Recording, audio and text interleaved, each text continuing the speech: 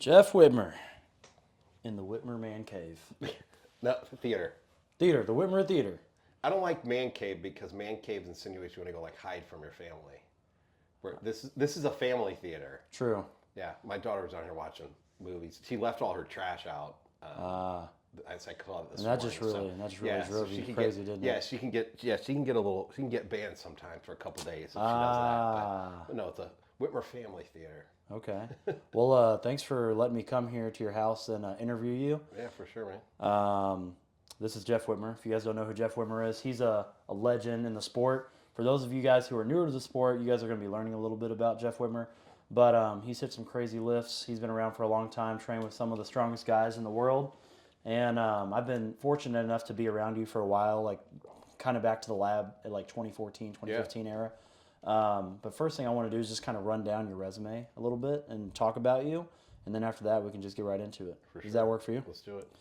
So you began weightlifting at like right around the age of 10 or so, right? Correct? Right around 10. And then crazy thing to me is you won your first 50 competitions. Yeah, a lot of them were local ones, and then kind of the way it works, you went to a lot of local ones, then did regional ones.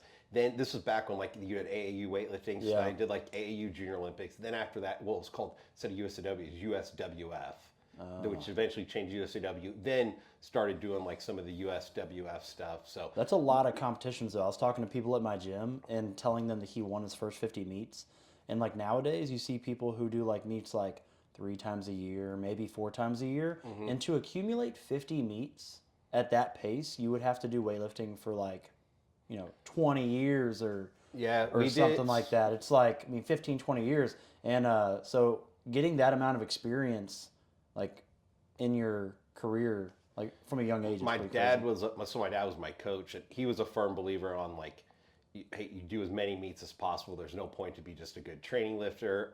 Even if we were big on training through meets, so you'd go to a local meet afterward. You don't want to go as heavy, or maybe even do like a power clean and jerk, and then after you would squat. Like he always thought it was good to get on the platform and get those reps in, help with the nerves for later on, which I definitely think helped, for sure. But he was big on doing a lot of meets. But there were some years where I would hit, I think in one year I did like 18 meets, where it was almost every in month. 1 year. In 1 year, yeah. That's insane. Where I'd go to anything. If there was a local meet, I'd go to it. Like whether it be there was like Kirkwood would do one. There was some like Parkway North would have a meet every year, and then we used to have them at like the Logan at Chiropractic College. There'd be meets there as well. And then if there was a meet in St. Joseph at like Wesley Center, like I was going to every meet in Wesley. 18 in 1 year is like crazy. And then we would do then it's like the AAU stuff. So we go to like AAU Junior Olympics, like I said. We go to Junior Nationals. Your dad had you on as well. He had you on. Yeah, we did. We were.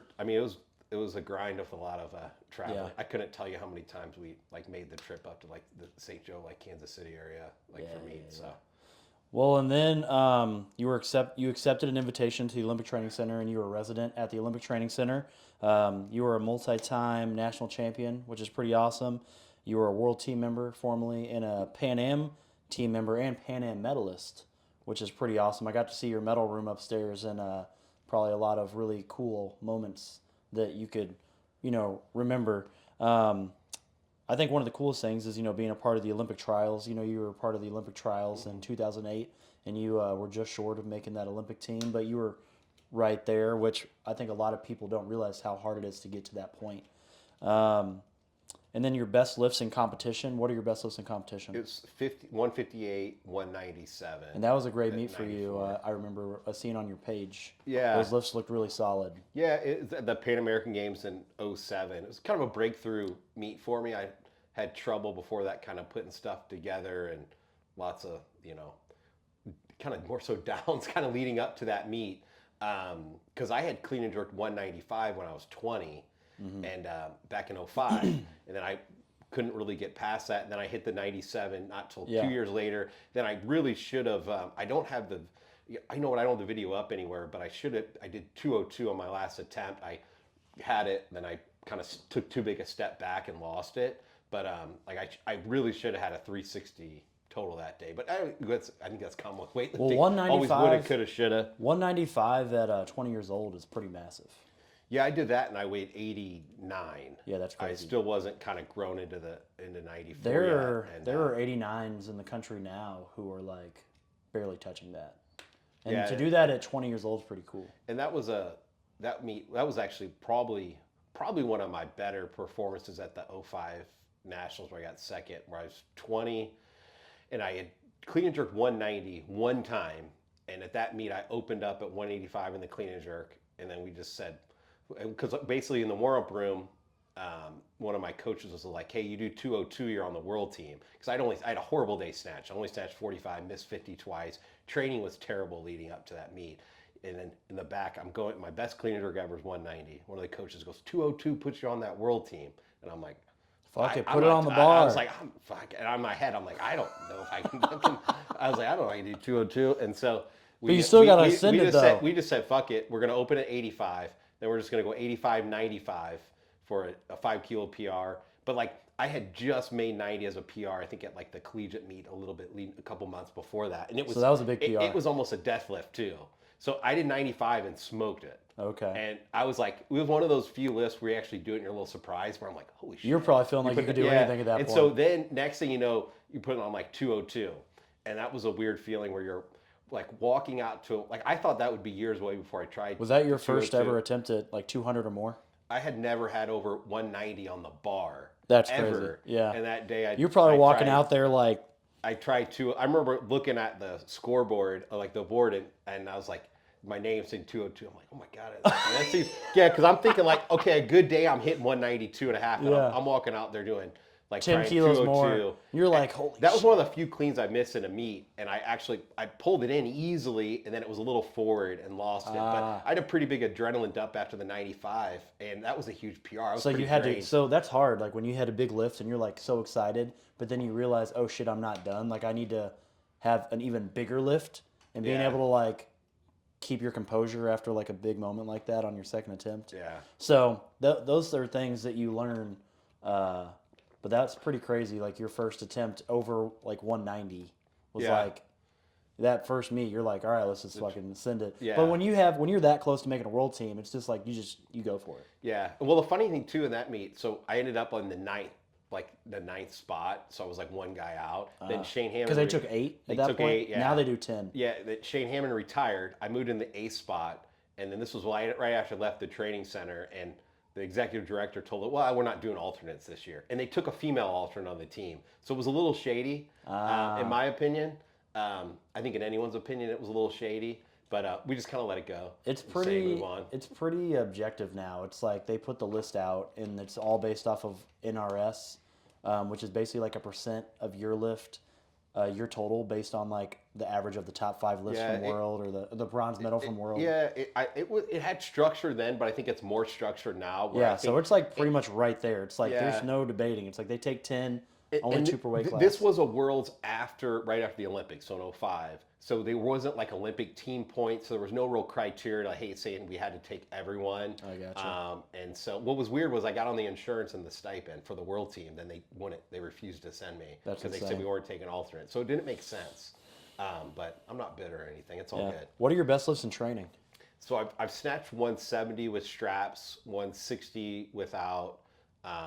Did you do 65 or anything like that without straps? No, 60s. This is a big mistake of mine. I never used straps ever until I started training at the training center because we did so much volume. And then I would use straps way too much in training, like out of as far as my physical attributes go, naturally I have a super weak grip. Like it's unbelievably weak where I had to eventually start like training it. But I just relied on the straps a lot. A lot of times my hands were slipping, and so my hands were always just tore up and calluses and whatnot. But yeah, so I don't even know why I mentioned that. It really shouldn't count. But I just like to throw that out there because for some guys it does not matter, or girls hey, the straps they do the exact same. It's just to kind of save their hands. For me, it made a fucking difference. Yeah, for me, I could my grip- I could lift more like with the straps. Yeah, my snatch PR with straps is 51, and my snatch PR without straps is 50. And I've never used straps on cleans, so I'm kind of I I've never did on felt cleans either. Yeah. yeah, I've never really felt like a big difference for me personally, but everyone's a little different. But that 170 is pretty big. And then you did I did 200 clean and jerk, and then I cleaned 205 before 206, and then yeah, I 206. done. There were some workouts where I would I did clean 7 or 8 times over 200 or more in a workout, and then would miss all the Damn. jerks. So the That's cleans a were lot of pretty cleans, easy. yeah. I never really had any issues with cleans. Like I think you know, if I had a really good jerk, I mean, I definitely think I could have got up well over 210. But it doesn't matter. Like there's no point to keep pushing if I'm going to miss the jerk. So the jerk's what really I think ultimately held me back. Yeah, and I started figuring it out a little bit like kind of after I got done competing, just like screwing around and kind of training, where I was like I knew there's some technical things I had off. Yeah, I haven't seen you do many jerks. I think on your Instagram page when I'm watching, of course you see the competition lifts, but then like in training, I only saw you post a 190 clean and jerk in training, and that was like one of the only jerks I've seen you post. So I could tell that maybe like at least when I met you like in 2014 and on, Yeah. when you were already out of the sport, Yeah. you didn't do a ton of jerks. Not really. No. I mean, Yeah. obviously I'm not good at them. So, and if I was competing again, I think I would have started doing it. And I tore my labrum when I was 30 in a car accident. And I didn't go overhead at all for a long period of time. But yeah, no, I like doing cleans with the jerks and weren't really my thing. Okay. Well, training partners. You've had some pretty amazing training partners in your day at the lab, at Lindenwood, the OTC. I know that you're like pretty much best friends with Fernando Reis. Yeah. He is considered probably the strongest guy on this side of the planet. He's got America, yeah 440 total or something like that, and world champ. No, not world champ, but Pan Am champ. Yeah, World medalist. He medaled at Worlds. He did. And then also he two-time Olympian, 2012, 2016. And he's quite a character. And then also you train with like Muhammad Bagaliev and yeah, world team member out of Uzbekistan. Yeah, Derek Johnson. Train with him. Yeah, Derek Barnes brothers. Yeah, the Barnes brothers, Kyle Dostershill, some other people. Yeah, and obviously at the training center there was all types of different guys there between. Yeah.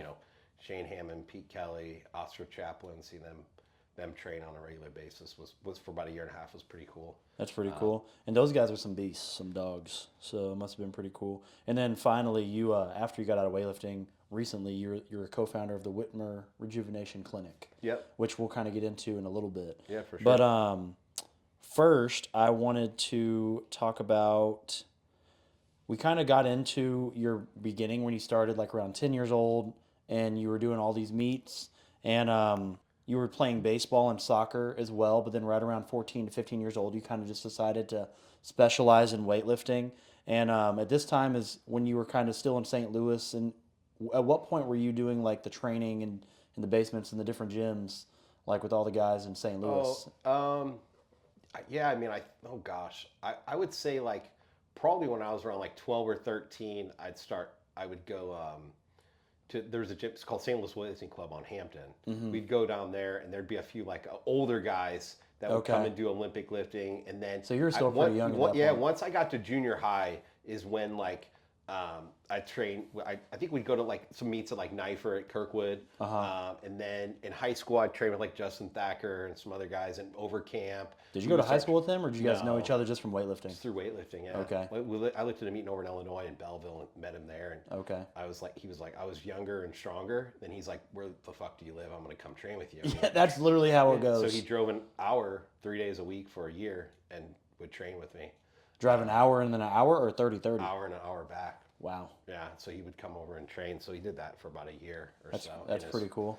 Yeah. Justin Thacker, another legend in St. Louis. Yeah, for sure. Yeah, man. Well, St. Louis weightlifting definitely has like a lot of history with weightlifting, and you're a big part of that. And, I'm trying to keep that going with StrengthWorks, and the lab gym is still around. But, it's cool to hang out with a guy who was a big part of, St. Louis weightlifting back in the day. And then you went to the OTC when you were 18, correct? You accepted the invitation. What was it like being a resident at the OTC? What was that like? I didn't like it. Obviously, I left after. But yeah, I mean, I think it's hard for me to go from high school where like I got a lot of friends and I'm like enjoying myself and at a social, like I was a fairly social guy. I like to talk and stuff. Then you go out there and everyone's a little older. They're just training. It was just a weird environment to me, and everyone was just focused on weightlifting. And I'm a firm believer that you need to be well-rounded in life. You can't just lift weights and play video games. I thought they acted like bums up there, but for the most part, like it just wasn't my thing. It was weird. It was just weird to me, and I didn't think the coaching was elite by any means. Just wasn't a lifestyle like that I liked really. And I think just being 18, being out there, it felt weird, and it was like very frowned upon to manipulate your training schedule around your class schedule. We're like, I knew like, hey, weightlifting is like hey, I want to go to the Olympics and be a good weightlifter, but like I want to get my degree, and I don't think I think you could train at a high level and take some college classes and take a full load. Like I think it's garbage to think you can only do one or two. So they only let you do 2 classes a semester on campus. That's 6 credit hours. So like it would take you 10 years to finish college. So I would do online classes at night. I would squeak in night classes. So after like the 2 sessions, I would go to class at night, and then I was doing online. So I was doing like 12 credits when I was out there, but it was like but the classes went, if you were to continue doing that, you couldn't only find so much stuff online and at night. So like, I was like, I don't want to go to school for 10 years. I don't want to end up like these guys that are here that are like 30. It just like, I was like, this just isn't a life for me. So it kind of turned you off from wanting to continue with it. It did, yeah. I didn't like it, and I don't like being told what to do. Like, hey, you have to come at this time. I'm like real flexible. I kind of like to train when I want to train. If I want to, change the workout a little bit, wanted to have a little more control over that as well. And you didn't really like the structure of the program. I didn't know. I thought it was terrible. I mean, the way the structure was. I mean, we would squat in the morning, get our legs nice and tired, then do technical lifts, full lifts in the afternoon. I'm not a fan of that. Like, I think there's minimal sense to that. And so I developed some really bad habits because of that. I never trained that way. I just think you should snatch and clean and jerk first. You shouldn't be doing snatches on really tired legs. I was getting habits of raising my hips. But I could go on and on with some of the things out there that I thought were really dumb. Yeah. And I think it ended up getting closed for a lot of reasons, but I think a lot of it just wasn't producing the way it should have. I think it got better when Zygmunt got out there, and the quality got better, and there was a lot more logical, common sense approach. They seemed to have some camaraderie when Zygmunt was there too. And I think that the Polish system too, like the focus on technique too, where you saw some. I think you could tell they had a system where a lot of the Polish lifters looked similar when they were lifting in real sound like positions, and the technique was really good, where I think in US was always kind of lacking that. But I think like Demas has been able to implement a little bit of that through some of the coaching from what I'm hearing. Yeah. But yeah, it seemed like it got better, but eventually I know they kind of discontinued the program. But I think it's in the US, I wonder if with the mindset, like how people can do in that environment when you're kind of just locked down. It's one thing to go on a training camp. Yeah.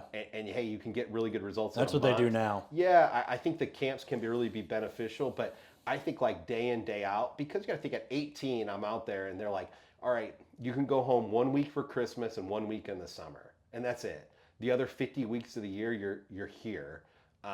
You can't really work. You can't take a full class load. You just have to like train, and you're gonna have to do a program you don't agree with. So that's when I was like, once I finished, I had Junior Worlds, and then I told them, I said, hey, when I get back, I'm getting in my car. I think I got back on like a Sunday, and I just threw away most of my stuff, hopped in my car, and I said, drove across, Colorado and Kansas.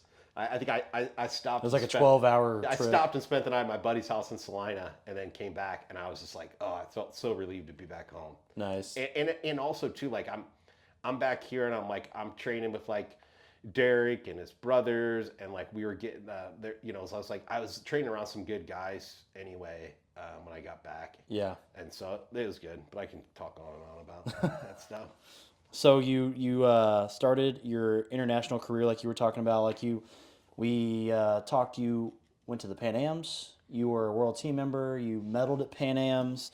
What is it like representing Team USA in competition and wearing that Team USA singlet? What was that like? I think just to kind of back up a little bit, when I was 14, the first international team I made was called the Louis Cyr in Quebec.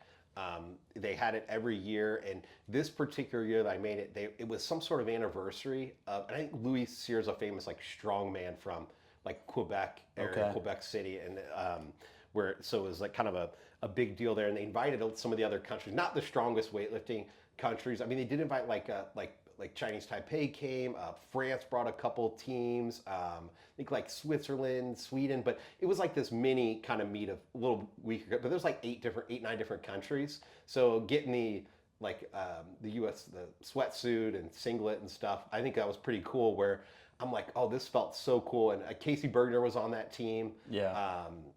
And I remember meeting him at the airport, and I remember just like reading about him in the weightlifting magazine. So that was pretty cool. And I was like, man, this feels way cooler than just like play. Like I don't want to play for. I know I was 14 junior high, and I was like, it's like this seems so much cooler than Getting just your playing first Team USA soccer and singlet. baseball. Like at that the level I was at, I'm like, this feels like.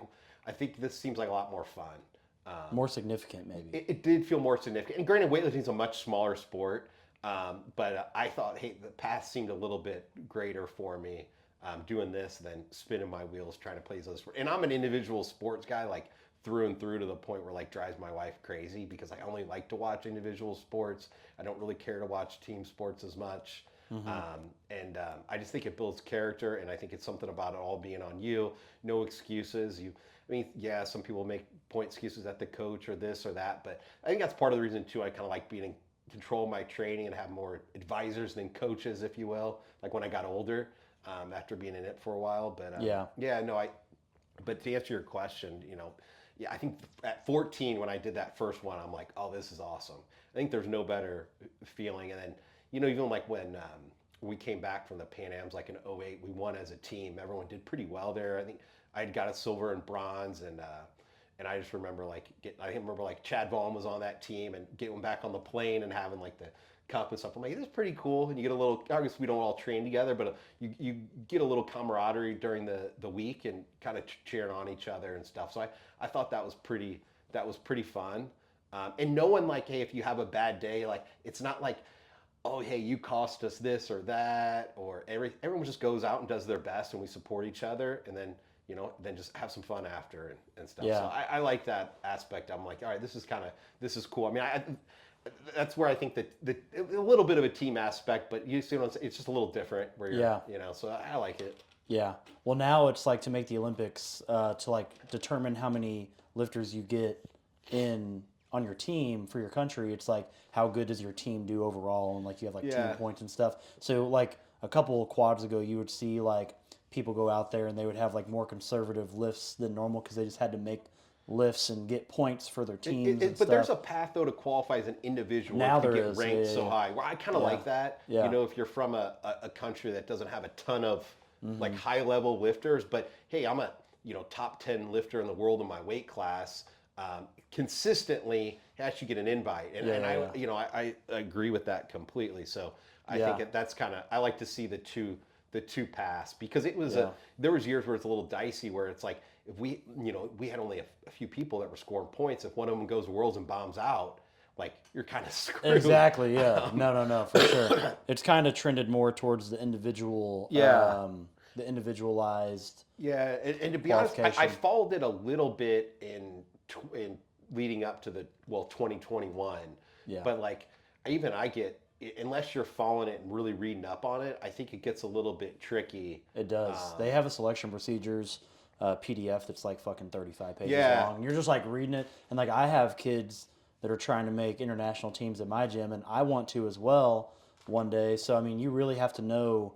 Like, I talked to Jimmy Duke, and he was like, you really need to just study this document, because if you mess it up for some kid, you're going to feel terrible. Yeah. Like, you didn't know, well, like, it's funny how because to... it's like, it's almost like you have to be a data analyst, not Literally. a coach. And I listened, Medina did the hybrid podcast a few weeks ago, so I listened to that. He kind of talked a little bit about his strategy trying to qualify for the Olympics. I know he's going to the Cuban, so he kind of shed some light on the process, which was helpful for me, because I was like, at this point, I'm not going to take the time to like read about it. But, and I'll talk to him a little bit, and he'll kind of give me some insight on what he's working on and how he's strategizing. But like at the Arnold, I have a kid named George, and he's trying to make junior Pan Ams at this past meet at the Arnold. And you pretty much, what they do is they post out this junior Pan Am list of guys who are like kind of in the top 10, and then people who are in contention. and then what percent their total gets of the NRS, and then to get on that team, you got to be one of the top 10. So then you kind of just have to assume, like, all right, at this meet, this kid's gonna hit this lift, this kid's gonna hit this lift, and then in order for my kid to make the team, he has to hit this number and whatnot. So you really have to like know the numbers of who's doing what, and you got to watch like It's a over lot the of moving weekend. pieces. Yeah, and then you're like, oh well, this kid didn't do as good, or this kid did way better than I thought. So now we have to hit this number if we want to be on the top 10. Or I always thought what was silly was with the Olympic qualifying, it's if you just showed up and weighed in and subjected yourself to drug testing, that sometimes that would like count towards your qualifying. They did somehow, that. They did where that. I thought yeah. that was a little silly. But I guess with some of the countries who don't have the random testing quite like we do, but I could see it where it being frustrating, where it's like, hey, they're coming to my house, a couple times a month in the morning, waking me up, but I have to fly across the world or wherever to just go like weigh in. Yeah, I thought the opposite of that. The opposite of that is you have guys who like never compete internationally, like the whole quad, and then they show up at the end, and they're just fucking like sauced up and hitting these massive lifts. So I guess they're trying to find a way to just make it so that people have more opportunities to get caught if they are. It was it was pretty famous of the 4-year peak. You would see a lot of the lifters Like Kendrick Ferris. He was really good at that. He did that to a T. And he told me, did, he goes, hey, this is the rules. Like, I'm following the rules, where he'd go to the Olympics, then you don't see him for 2 years. I mean, he's still in the drug testing pool. He's like, hey, I'm coasting, and just kind of, he said, I'm going to do this. Because I said, hey, he's the king of the 4-year peak. He would smile. He would just, his lifts would just be steadily going up over the whole quad. And then once he got to that Olympic year, I hadn't heard he would from him just in like 2 years, and he actually texted me last week. Oh, really? Yeah.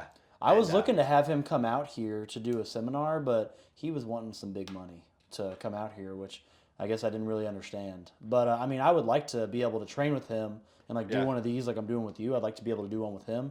But yeah, his team is asking for a lot of money. Maybe we'll negotiate him down. So. Maybe, yeah. I mean, maybe I have a connect with you, and maybe you can help me get him here or something like that. Well, I don't see him traveling around anymore doing a ton of seminars, so he might have overpriced himself. So maybe, he might have. So maybe we. So then I ended up going with West Kitts because it was a lot more manageable and feasible and whatnot. But I mean, eventually I'd like to train with him and just pick his brain. So now let's go on to the Olympic trials, because I think that USA weightlifting doesn't really have that anymore, which kind of sucks. Yeah. Because like 2016 was the last year they had the Olympic trials, and it's just like to be a part of a session where you're with like the top 10 guys or the top 15 guys who are all shooting for this one or two or three spots, and it just brings about a different energy, and it's really fun to watch, especially for a spectator. So it's probably really fun to be a part of. And what was it like competing in the Olympic trials? Like, were you nervous? Or? No, I was nervous for sure. Yeah. And I've always I do get anxiety at times, and I would get a little competition anxiety, but I think a lot of people do. With this, it just felt a little bit different.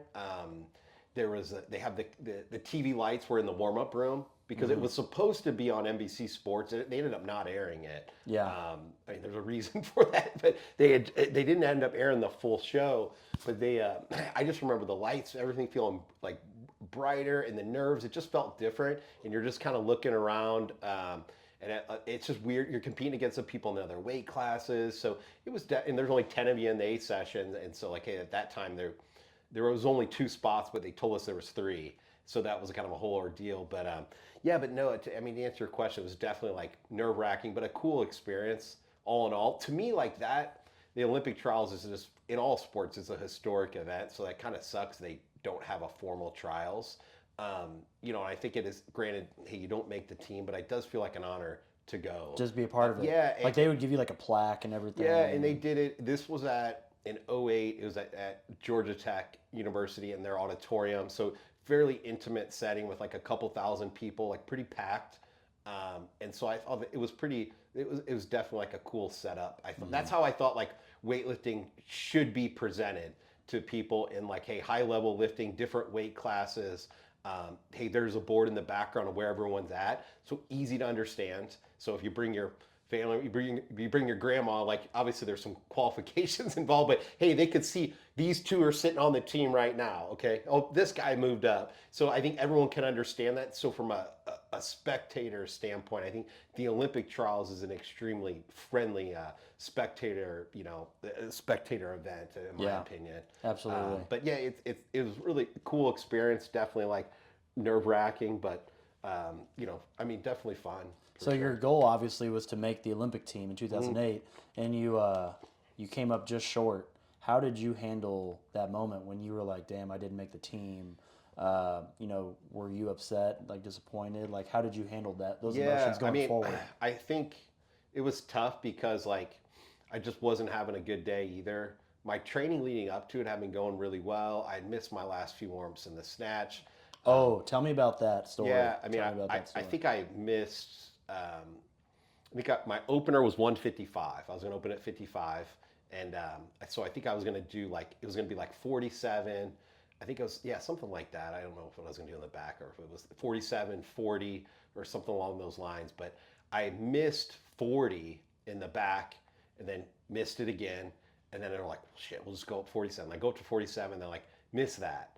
And then so I missed all 3 warm-ups. I think it was like 130 was the most I had overhead. And then I told my dad's like, fuck, we gotta lower it. Like, and I'm gonna 55. He's bombing for sure. Like I'm gonna bomb. For sure. I was like, he's gonna bomb. So I see my dad run over to the table, and I'm hearing like the lifts going. They're calling like Norik Vardanyan's name and Kendrick's up. And then my dad runs back and he's like, hey, we lowered it, we got you. I'm like, all right, where are we going? So I'm thinking he's gonna say like 50. I'm like, okay, I think I can ball out of 50. Like I can figure it out. Like I'll go out there and figure it out. Then he goes like, I only 54, buddy. He's like, that's as low as we could get. He goes, you can do it. Just go out and do it. And so I'm like, yeah, I haven't had a heavy snatch overhead. My nerves are going, and I'm like, I was like, I'm fucked. And so I somehow go out and like squeak under 154, like literally squeak under it. I think there's a picture where it looks like my butt's almost touching. My foot slips. I hated that like works on platform. It's super slippery. For me, that was really like wide. Like I had a wide stance, so my feet would slip out on that platform. So I like just squeak under it. And it looked fairly hard, but not as hard as you would have think. And I just kind of set it down like, oh yeah, everything's all good. And then then we put on 57. And my best in a meet at the time was 58. I'd already done 58 at the painting because like a year before, but then put on 57. I stood all the way up with it, and then took like a step forward and lost it. And then then I did 58. And it wasn't even close. But it's still the 57 felt so heavy overhead. But for that meet, I think all things considered, it was good. But I really, that 57 was right there. I was strong enough for it. And then clean and jerk, I went out and warm-ups went really good on that. Like the jerks felt the best I ever have in my entire life. Like, I don't know if you've seen the 195 I did there, my opener, where it's like, and I smoked it and then did and then put on, it was 203 to make the team, 204 I used to make the team, and then I missed that twice. So like it was, and cleaned it fairly easily the first time, and then the jerk was a little bit forward and missed it. That was to put me in the 3rd spot, so I should take that back. Casey Bergner still had to go, but he would have had to lift a little bit more. So but all things considered, fun meet for sure. But I at least wanted. That's a cool story, though. Even if I got bumped, this sounds stupid, but even if I got bumped off the team, I wanted to make a lift where I was sitting on the team. So like I had the 204 here, and I recover, then I push it out forward, and I was like, oh shit. And I knew like the way I felt that day. After that, I'm like, I can come out and clean it again. But I was like, that was my shot. Like I could kind of tell how I was feeling, and my knee, my quad tendon was partially tore already at the time, so my knee started kind of swelling up as well. Where I'm like, I'm not gonna have the dip in me where I could I knew I was like, I'm just kind of shutting down for the day. But I still went out and tried it, and then cleaned it, and then the jerk was just forward again, but not very close. So. But it would have been nice to kind of make that lift and at least get on the team, because Casey went out and missed his opener, but then came back and made it. But he would have had to do a little bit higher. But if I had little different circumstances that day, if I could have pieced it together. And I don't know. It's hard to say hindsight's always 20/20. How did you handle not making the team? Like you probably had so much like I'm gonna do this, I'm gonna make this lift, I'm gonna make this team, and then it didn't happen. You didn't have the day you wanted. Like how did you handle that? Did you bounce Yeah. back from that or? I mean, not particularly. My concern was after that, like my goal, a lot of times you'll hear people say, hey, their goal is to get medal at Worlds or whatever. My goal is just to make the Olympic team, and go to the Olympics, do my best. Like I didn't really have any numbers involved. They said, hey, I just want to make the team and then be done. And that was it. And then move on with my life and have a career. I was, definitely, I knew that was my shot because the way the qualifying system was, I remember telling my dad, I said, I don't see us getting more than one spot in 2012 unless a few of us really, really get our lifts up, and I was in a very, deep 94 kilo class where I'm not going to score that many points. Yeah. And so Kendrick was our only Olympian in 12. Then he was our only Olympian in 16. And he went in 08. Yeah. And he was lifting right around the same as me in a lighter weight class. And he looked a lot more solid doing it too, where I'm like, look, there's just sometimes in life, there's just different levels. He was on a different level, and that's okay. I just was realistic to the sense I'm like, hey, I'm kind of getting beat up and hurt a lot. He's looking pretty solid, and he seemed like he was kind of growing some steam, catching steam. He kept getting better, where I didn't feel that same way. So that's when I kind of got to a point where I lifted in I lifted in nationals the year after that and bombed out. And then I kind of knew, I'm like, I think it's time for me to kind of go on and do something else because that only goal I had left was to make the Olympic team. It just did not seem realistic to me at that point. Yeah. At least how the way my body had been feeling, how my training had been going, and after doing it so long. And I was just ready to kind of finish school and move on. And that's when I started training a little bit again and getting back into it. And you had already been lifting since you were 10, so you had already been in the sport for a long period of time. Yeah, and I think too, when you're getting close to that, I think cleaning around 400 pounds at 17 years old and then doing it over and over and over again, I think that kind of caught up with me a little bit, where even though I'm only 24, I think it's a little bit older because I'm lifting, heavy weights at a fairly young age. Your age was young, but your training age was... because I'm 17 lifting against men, and I didn't look like a man at 17. I still looked like a boy. It wasn't shaving or anything, you know what I mean? I didn't kind of hit puberty till a little bit later in life, but I think that kind of took a toll on my body, for sure, where I didn't feel very good at 24. Yeah. But then I went and finished school and kind of started working, then started training again, and then was looking at getting into some meets again, then got into a car accident, and then was a little beat up after that. And then I started training again, and then I was like, I'll just lift for fun and all that. But I don't really have any major regrets or anything anymore. I think everything in life happens for a reason, and I look at where I'm at now, and I'm pretty happy, and I'm grateful for all the relationships that I've gained through weightlifting. Obviously you're here today, and a few of my best friends I know from weightlifting, and obviously in business and stuff, it helps with connections. I look at, and I was talking to my mom about this not too long ago, about how I look at all the people through weightlifting that I stay in contact with, or someone in weightlifting introduced me to another person. Even where I work today, it was I was referred from a guy from Lindenwood.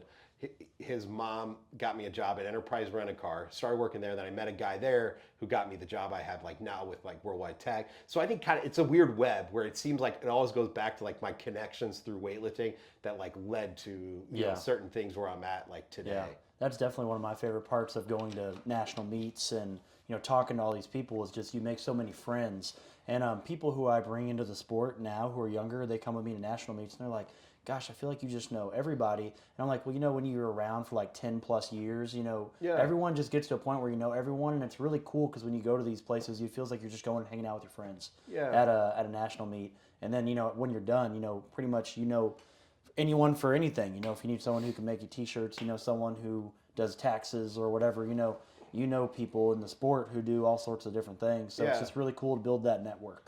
Yeah, no, I absolutely. I think that's true. And it's grown, the sport's grown a lot too. And at the meet too, once people are done competing, there's downtime to hang out and people aren't worried about work and stuff. So I think you're just chilling. Yeah, exactly. exactly. I think there's a camaraderie, that's built for sure. And it's unique individuals who want to like lift heavy weights and You got to be kind of crazy, yeah. yeah, not much in return. You got to be competitive a little, and there's all sorts of crazy people in the sport too, Yeah. as you know, and you know, and great people. Not that they're not great if they're crazy. We're all a little crazy, but you know, there's just some interesting personalities, and I'm grateful for everyone I've met in the sport for sure. Awesome. Well, what were some of your favorite moments and accomplishments from your career? Yeah, I mean, I think we kind of already touched on some of them. I definitely think like the Pan Am Games in '07. Actually, I didn't touch on that one. Those were one of my best meets, but I think that felt cool because it was like a mini Olympics where it's just the Pan American countries, all the other sports. You stayed in the athlete village. Yeah, that was the games. That was really that Pan Am Games. Yeah, that was awesome. It was an awesome setup. So you kind of got like a mini Olympic feel, kind of. Yeah, and that's actually where I met Fernando. Fernando competed there as a 94. He was really young then. That was a good feel. The only thing that sucked with that meet, we were in and out. Like you fly down there, we train for a couple days, you compete. The next day they're sending you home. So I was there for 4 days. And so I didn't even get to see like the 105 or the 105 pluses after. So like those were the weight classes then. I guess they're different now. But, that's how the Olympics was in Tokyo too. It was like you fly in, you're there for like a day or two, you compete, and then it's like immediately you're gone. Yeah, especially with like COVID. And I asked if we could stay longer, and they don't let you. And so it was just because the USOC was coordinating all the travel, so there was like, and the whole narrative there was, oh, Brazil's too dangerous, like you can't do this or that, and you're locked down. They had like Boppy guys guard, which is the Brazilian special force, police special force, guard in the place. Like I felt safer there than I did in St. Louis. Damn. And so I was just like, this is kind of silly that we couldn't like go in there, hang out, and like watch sports, and there's guys with machine guns on the bus like guarding you. They didn't want anything. They were getting ready to put the bid in for 2016. So anyone with common sense knows that they didn't want anything to happen before. So it felt super safe down there. And that was good. You know, and then I was there for 16 for the Olympics to watch Fernando, and I was down there for like a couple weeks for that. But obviously not competing. But and that was a great event too. What were some of the most impressive lifts you've ever seen, whether it be like training or competition, or you've probably been around a lot? I mean, 02 Junior Worlds where Andrei Rybakov from Belarus broke Dimas's snatch record. He did the 180. It was 182. He did that, and it was like super easy too. And he was as a junior. He was at the Junior Worlds. Yeah. Then, and because we were just like, everyone's like, what the fuck? The place goes crazy. And then the funny thing, he clean and jerked like 190. He did like 182, 190. He had a terrible jerk. Like so just he's a snatch long specialist. arms. Yes. So it was. I think he ended up doing like a close to 190 snatch or something. 188. I think he had hit at like 85. Yeah. And then I've gotten worse with remembering numbers as I've gotten older. But I'm pretty sure he hit 188 or 187 at one point. Okay. Then Marcin Delega did 198.5. This is when you could do the 0.5 to break records. As a junior, broke the senior world record in the snatch. That's crazy. He did 198.5, and he went 85, 90. Then there's like, fuck it, go 98.5, and he smoked it. Like it was an awesome lift. And then he got up to 202, but that was one of the best lifts he had ever done in his career, and he was 20. Multiple time Olympian and medalist and stuff. Yeah, when you're young and you hit a big lift like that, you're like, man, I'm going to be smoking these big lifts. Those are ones that stand out. Then as a spectator, what was the, I was at the Worlds in Houston. Yeah. And I don't know why I can't think of the Russian he tested positive at the meet. Oh, but he did the Lexi. Lochev. Yeah, Lochev. Yeah. He did 260, was it 263 or 264, I believe. Something like that. And it was very easy. And this is when Lasha was like just kind of emerging, where it was like you were kind of watching, you're like, oh shit, like Lochev's like a machine, but like you kind of saw Lasha, where like this guy might be he snatched 220. Yeah, it's like this guy's going to be a problem for Lochev. And Lochev tested positive, then which was interesting too, because I think they got him for it was one of the peptides too, which like isn't overly not tremendously beneficial either. So that was kind of interesting. Mm-hmm. But yeah, that was probably one of the most. Those three really I think stand out as far as like live lifts go. That's pretty cool. Yeah, I think I've seen like Shane Hammond doing some, him clean jerking in the 230s. You know, though that was pretty cool back at like some of the nationals, seeing those and him being the last guy and everyone going crazy. Yeah. But yeah, there's a ton that stand out. But at the international level, I think those are probably the biggest, the main three that like Nice. that really stick out to me. Cool. So now I want to kind of dig into a little bit of your training philosophy. Okay. So what is the difference that you think that you've noticed when you were training younger versus when you were starting to mature and become stronger? Like, what were some of the differences in your training that that you felt? Yeah, I mean, I think volume. I mean, definitely when I was younger, we train a little bit more volume, more variety of exercises to just kind of build a strength base.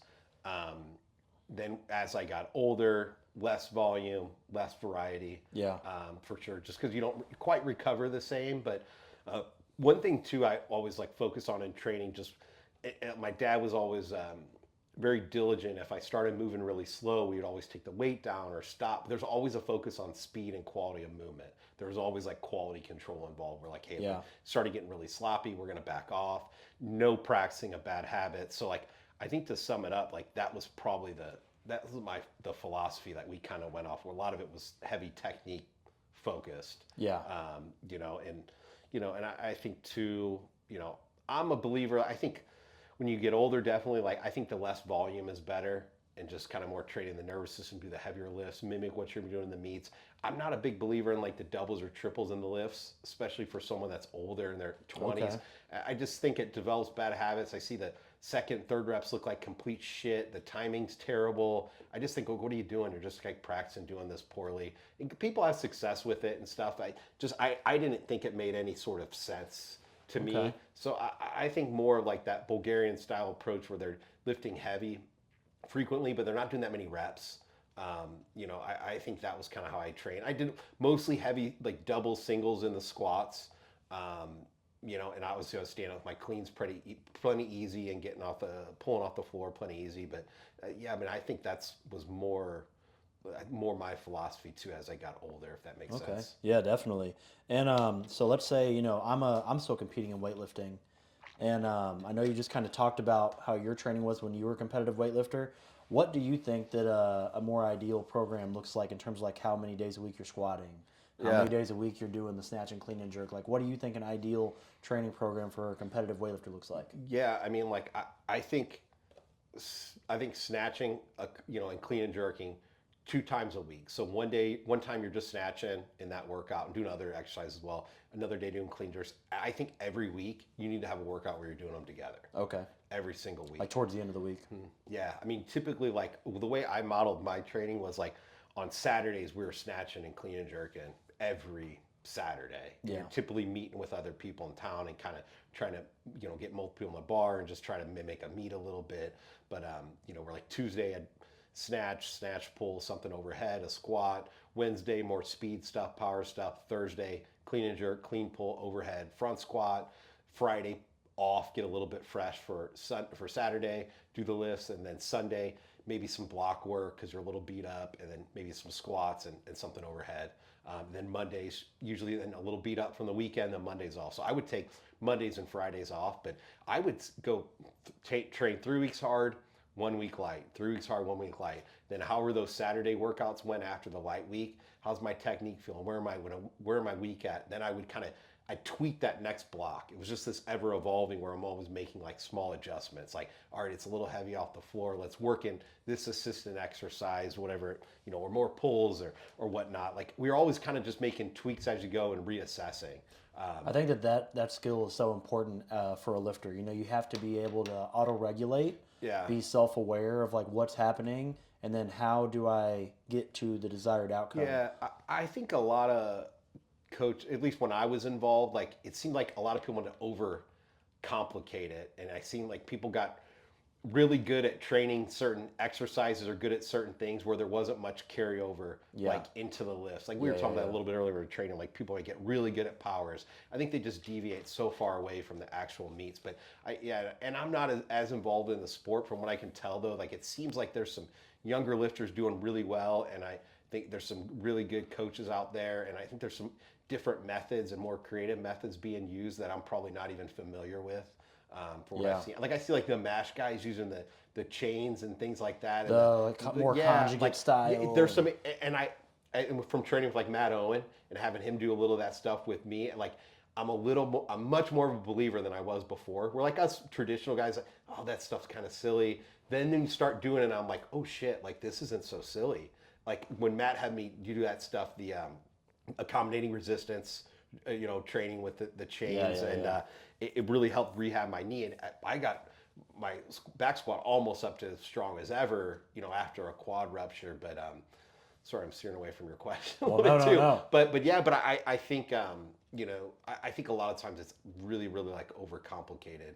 Yeah. Well, I like that. Keeping it simple is important. I think so. I think really keeping it simple. Especially as a coach, you want people to be able to understand why you're doing what you're doing. Yeah. And just make it easy to digest and understand. Yeah, and I sometimes it's okay to work in exercise that are just fun for a change of pace, but might not have a ton of value. But I think you want people to enjoy it a little bit too. So I think sometimes some variety is good, but it's going to depend on the individual, knowing your lifter and what they would kind of respond to.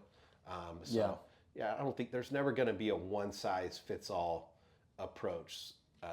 Just like general principles that seem to work well for a lot of people. So I like that. Here's another thing I'll say too, when we're kind of talking about like principles of training. Like, I think if you miss something 3 times, a lift 3 times, like you probably shouldn't try it a 4th. Like you only get 3 shots in a meet. Like I've been to so many gyms where like the coaches are like, keep trying, and they're missing it behind, they're missing it forward, and they're at looking like 9 times they've missed it. I'm like, what the fuck are you doing?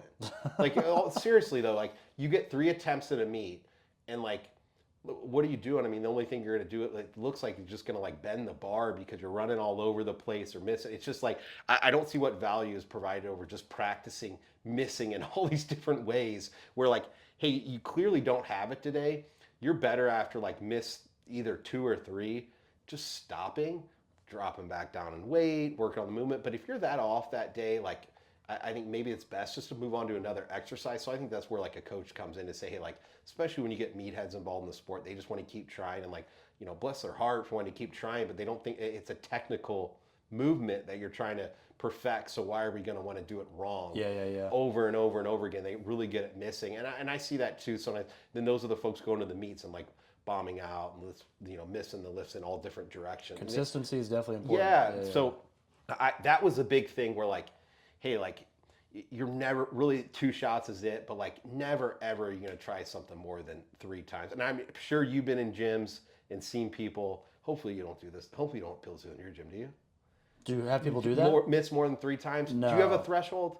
I generally do the same thing as you, is like 3 shots at most. Yeah. But I think that those shots are determined based on how the lift looks. Sure. Like if it's close, it's one thing, versus if it's not close, then I'm pretty quick to say, hey, move on. Yeah. Or, I think maybe not today's not the day. Yeah. I mean, but I think that especially like as a coach, you just want your athletes to stay healthy, because as a coach, if you have a bunch of injured athletes, there's no one to coach, you know what I mean? So you want to think about longevity. How am I going to get these people to stay in the sport? How am I going to get these people to consistently make progress and have like good lifting, good training sessions? Sure. So I think that, like you said, like at most, I think that I'll rarely let someone go for something like 3 or 4 times. It just really depends on how close the lift is. Yeah.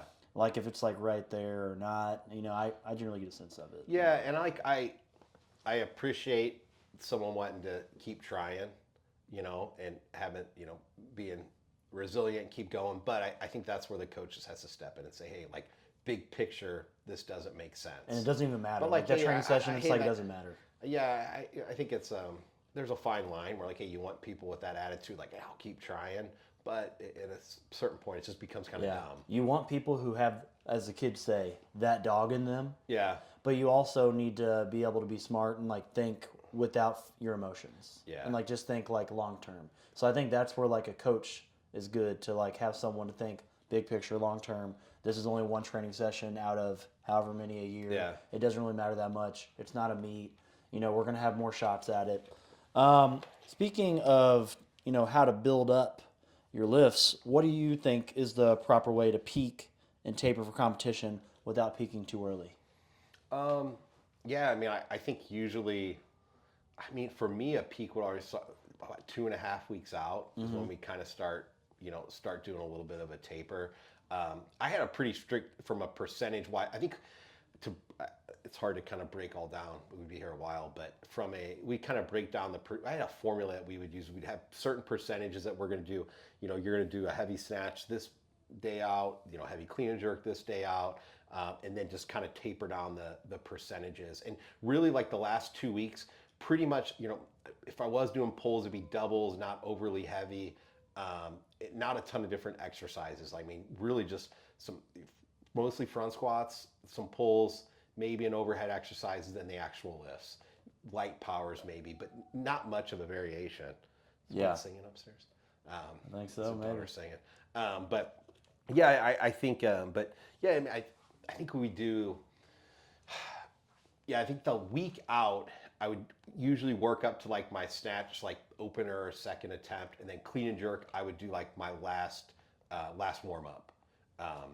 And then from there it would just taper down. Taper down, yeah. And I usually try to move a little bit the day before the meet, just with like a bar or something, or if you're traveling, just to do a little bit something. How do you feel about? I know that you were talking about like the doubles and singles and the squats and the pulls and keeping it very specific. Do you think that if you drop too much of the volume too early, that you might show up to the meet and maybe not have that edge that you had leading up to the meet, maybe peak too early? Like, how do you feel about like just keep pushing even though you feel like shit and then waiting to take that taper week at the end? Oh, yeah. I mean, I see what you're saying. Yeah. I mean, I think, yeah, I definitely see people that peak too soon before meet. So, yeah, I mean, I think having some discipline where, hey, you could start lowering the volume, waiting to lower the volume, if that makes sense. So, like, yeah, I see what you're asking, but yeah, that's one thing that I want to kind of experiment with. My coach, he has taught me kind of how he likes to peak and then taper, and then I've been using, kind of like strategies like that in my programming. But one thing I want to experiment with is definitely not like a lot of volume, but just trying to make sure that I'm not cutting, the volume too soon.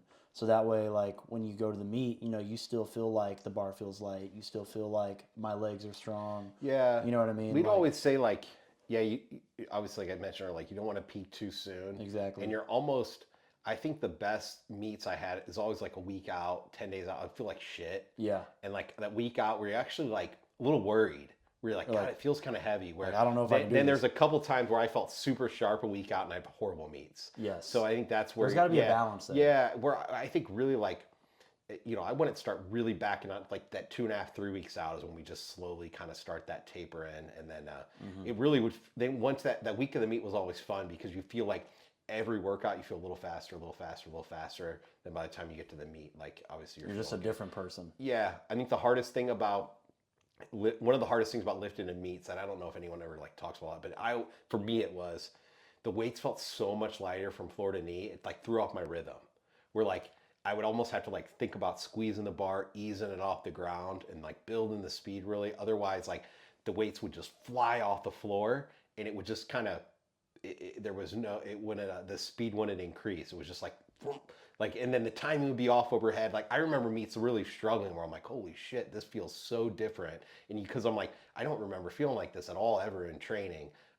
And so my timing would feel off. So kind of, obviously that's the point of the warm-ups, but trying to kind of battle and combat that could be challenging sometimes. Yeah, for really sure. Off, but. For sure. What do you eat before, big training sessions or big competitions? And then also, how do you feel about weight cuts for meets? And like, okay, no, good question. So yeah, I'll say what's best, not what I'll say like what I do now. Even sometimes if I know I'm going to train hard, like there's a lot of things that when I was training, I didn't know what the fuck I'm doing. I didn't know what food. It was just like, and I noticed too. I think when I was involved in weightlifting, like people were just like eat a lot of calories. Like no one was there was no discussion of like timed eating, and there was a lot of people that like would talk like they knew what they're talking about. I think they had no clue though. Where I would say, hey, before a session, like Ezekiel bread, something slow digesting carbs, apples I think are good, easy on the stomach, things like that. Like before you train, like any sort of slow digesting carbs, after a little faster adjusting carbs, like with some protein. Mm-hmm. I think you can't go wrong eating like, you know, some sort of like meat or something before. But usually for me, before I train, I'll like 2 pieces of Ezekiel bread, like some sort of like fruit or something too, to kind of help get me going. And I feel like that would last for a good couple hours. But that's what I would recommend. And that's what you would eat like before a meet as well, like stuff like that? Oh gosh, before a meet, I would always be my stomach really couldn't handle much. I felt like I would always have some nerves before the meet, so really it was just whatever I could kind of get down. To be honest with you, before a meet. Did you ever have to do any big weight cuts, or were you always training pretty light? At the '08 Pan Ams, I think I was up to like 97, 98, and then when I got off the plane, I was like 97 and a half, like 3 days out. And so like it wasn't much of a cut, but like I had this, I would say cut, you know, with skipping a couple meals, I wouldn't call like a cut. Like I never had to get in the sauna. A couple times I just did like the hot bath thing, but nothing crazy. Mm-hmm. I never really tried like that, because in weightlifting, I mean, you have that 2 hour turnaround from the time you weigh into lifting, or like how much you're gonna spend all that time in the sauna and then go try to lift heavy weights and like sounds pretty terrible. Dehydrate yourself. Like I think it sounds pretty crazy because it's not enough time. I don't care what anyone says. Like I just don't think there's any chance you can get in that short a time frame to get rehydrated if you drink, you know, whatever Pedialyte or I don't know what are those the other stick things that liquid IVs. Or I think it's a thing now. Yeah. Or just get an IV, but it's banned by USAW. Yeah, USAW doesn't like that. Yeah. I've never been for it, never understood like in weightlifting the intense cuts. I think just, especially if you're young, like we would if I was a kilo or two over, it was always, hey, just lift up. Like you're going to go up eventually. Like what's it matter now? So we'd always try to delay it, you know, or not delay, go like compete in your natural weight class is what I always say. Yeah. And I don't think weightlifting, it's not overly prevalent. I feel like, I think the guys that were like cutting way too much over and over again never had very long careers, like in my opinion. You know, but I have seen guys be successful, and like, you know, there have been some guys that are successful with cutting and have found some systems that work, but still they're leaving training lifts in the gym. Yeah. But no, I mean, I think in weightlifting it's a little different than wrestling. Those guys get really good at it. But I don't think it's the same turnaround time. Yeah. I mean, I think it's a little bit different where a lot of times it might be the day before, but I think before the matches they're weighing in. So I don't know. I'm not like too familiar with it, but hopefully it doesn't happen. All right. Well, we're going to get into a little bit of USA weightlifting now, talking about the sport of weightlifting, talking about USA weightlifting, things that we think maybe could be improved about it to enhance spectator experiences and maybe bring the sport of weightlifting up a level, like where CrossFit is, where more people watch it. It's maybe televised, stuff like that. So I wanted to ask you, what are things that you think would be good to change about the sport of weightlifting that would maybe make that stuff better? Yeah, no, a good question. I think, I mean, the sport's grown tremendously since I was heavily involved. And I think some of and they did like Phil Andrews, a former CEO, I think did a really good job of driving revenue and, you know, moving the sport forward. I just think that from you know, to take it to that next step, I think that they need to kind of showcase some of the talent in a little better format. And I'll use a really good example here. I don't know if you're familiar with like with wrestling potentially getting removed from the Olympics, where they needed to change the format. This was a couple quads ago. Okay. There's some issues with wrestling where they changed some of the rules slightly to make it a little more fan friendly, and then also, and I don't know if you follow wrestling close, but like they do Beat the Streets in New York, where they do more of like a showcase of some of the top wrestlers and marquee matches. I think that if weightlifting was able to find a way to kind of mimic what, and they do international stuff too. They did like USA versus Iran and some really cool stuff, and drum up a lot of media attention surrounding. I think if USA weightlifting was able to find, you know, whether it's, I think they do there's a Grand Prix through the IWF, which I think are a pretty cool concept, but I think drumming up a lot of attention with like a Grand Prix or like showcase of your top talent in a format that's good for the spectators and possibly even like not necessarily in this day and age. You don't need TV. Like you could get a lot of views if it's on YouTube or Live Rumble or stream. some of these other platforms. So I think the game's changed in that aspect, and obviously there's all sorts of people to partner with in the media space too, where Yeah. you don't have it's not traditional media anymore. So I think thinking outside of the box there, and there's a lot of like lifters that have big social medias, and I think there's a lot of potential there, but not having the meets where they're um, from a spectator standpoint, not having the meets for like a track meet where you got 8 platforms. That was going to be going. my next question, talking about like multiple platforms versus just like if you're in an A session at nationals, like having one I platform think it going. should be the only one going. I mean, I think that should be separate. I think there should be like a end of the day kind of at least like a showcase session where like, hey, that A session is the only one going, so a lot of the other lifters and their family can go like watch Makes more notoriety. watch the highest level. Mm-hmm.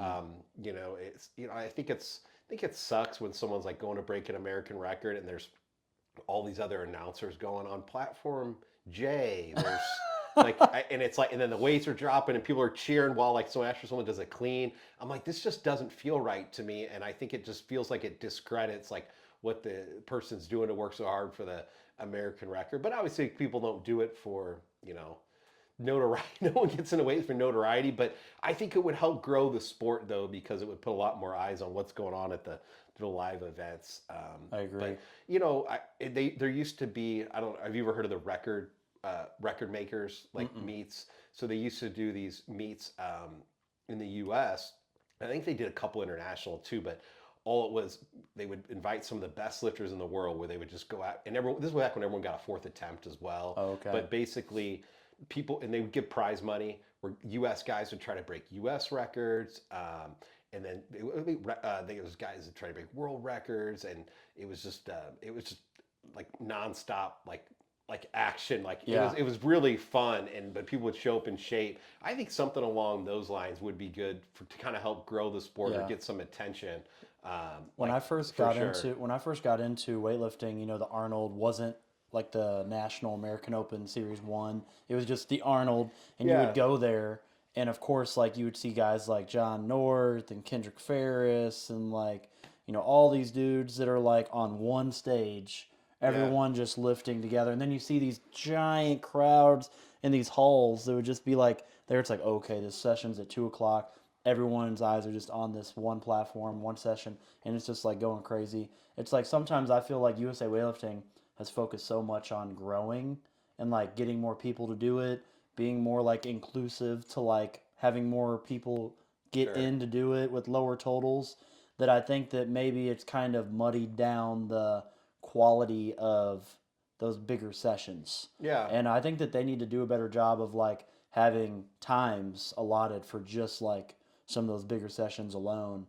But I don't know how they could do it. I would say keep it separate. It's like you want to. I think they're trying to accomplish two things. Like, it's they are running like a business to a certain extent, which they should, to drive revenue. So hey, you have people that are wanting. I think what's it cost to go to one of the AO 1, 2, 3, 4? What's it cost? Yeah. So because it used to just be, when I was lifting, it was like $45. Like you could go to a local meet for $10 to $25. Now I'm seeing like, is it over? It's $145 for the early, and then its normal registration is $175. Late is $325. Yeah, and they're getting like for the American Open, I think 900 or 1,000 more. Yeah, so I mean, obviously, hey, you got people that want to pay this and go, and they're gonna come out well ahead after they pay staff, rent the venue and whatnot. I mean, a lot of times you can get the venue for free if it's tied onto a hotel and barter hotel rooms. Like, I think that, I mean, I think it's fine to have those big kind of track meets, but to have that be a qualifier for, or your nationals, or qualifier for the worlds and all that, like, I think that should be more like invitational based on where you're ranked. Like, I think those meets should be separate. I think you should separate the two. Like, hey, you want to have this, like, hence American Open. I mean, the name's fitting. But American Open with qualifying totals. Well, it's like they had the senior nationals, which like when I first got into the sport, the entry total was 280 at 94, which was it's pretty low. But that was my first time qualifying for nationals, and they had 2 platforms in Dallas, Texas, and it was only seniors. You know what I mean? So like when you showed up you're in the training hall, like everyone who's at senior nationals is probably like a pretty solid lifter. You know what I mean? Um, and then so you would go there, and it would be like not nearly as many people as like some of the easier meets to qualify for, like the Arnold and whatnot. Yeah. Which I kind of liked because you know that everyone who's there has kind of like earned to be there and is meant to be there. But then also now it's like they have youth nationals, junior nationals, and senior nationals all in 10 days. Yeah. So it's like when you get there, like I'm going to be there for 10 days, but then you have like all of these people all there, and it kind of makes it hard to. Well, I think it's hard for the coaches too because like, what if a lot of them probably have other jobs, and it's like, say you coach multiple people, like, are you gonna go away from your Luckily, family, I your don't, job but yeah, I that mean, long? it's like 10 days I'm gone. So it's Yeah, just well, like everyone at again, the gym. like It's you got like young kids. I think it just doesn't seem very ideal for people to have it spread out that only. Yeah, I didn't know about that until you told me that today. they probably do it because it cuts costs for like having to do all these different venues Well, yeah, and and whatnot. it takes a lot of people to work those meets, and I think too from USA Weightlifting staff standpoint, there's less people that have to. You're not traveling as like frequent to these different places. That Yeah. trying to someone. So I think maybe logistically it makes sense. Like my background and like isn't in event planning or management, so I'm not like overly familiar from that side of the things. Yeah. But what makes sense. But what I do know though is I think to help to grow the sport though. I think they don't do the best job of like getting some of the best lifters out there. Like I think they're doing these every once in a while. They'll do little. They've gotten it's come a light year away, like for a light year from where it was at. Like they've gone Yeah. so far, it's unbelievable. I think there's just a little tweaks that could be made, just so you can kind of get to know some of like create some stars within the sport and get more attention surrounding them or get to know them a little bit more because it's really hard to find like some of the best lifters. Like I can't find really any interviews or media in general like to learn about them. What do they think? How do they train? What are their goals? I'm trying to do that though. Yeah, I mean, what are their goals in life? Like there's I can't find anything like that, and I guess for me that's always what I'm kind of interested in. I mean, it's not just someone out there strong lifting weights. Like let's learn about their family a little bit. I think that would be a cool concept as well. Like, and that wouldn't be challenging for USA Weightlifting. I think to go and do maybe they've done a little bit of that. And I'm not aware of like the day in the life stuff or I don't know if have they ever do that. No, I think that would be kind of interesting. Not very often. I mean, it's really far and few in between.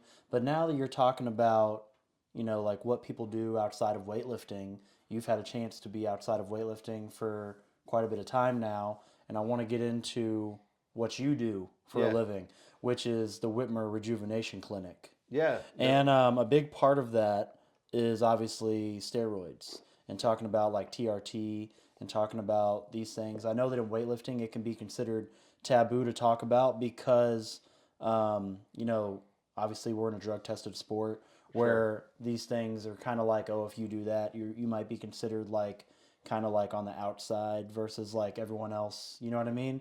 And there's not a lot of information out there. Sure. There's not a lot of advocates for use or anything like that. Well, yeah, I mean, sorry, go ahead. Well, no. So I just wanted to get your take on what it is that you do and like, I think there's not a lot of advocates for use for health purposes of people that are very narrow-minded within like an Olympic sport because they're not familiar about it. Like I'll give you the best example. If I go to WADA's website or USADA's, you know what they say about the dangers of testosterone? They say it will lead to depression and suicide. That's all they say about it, about testosterone.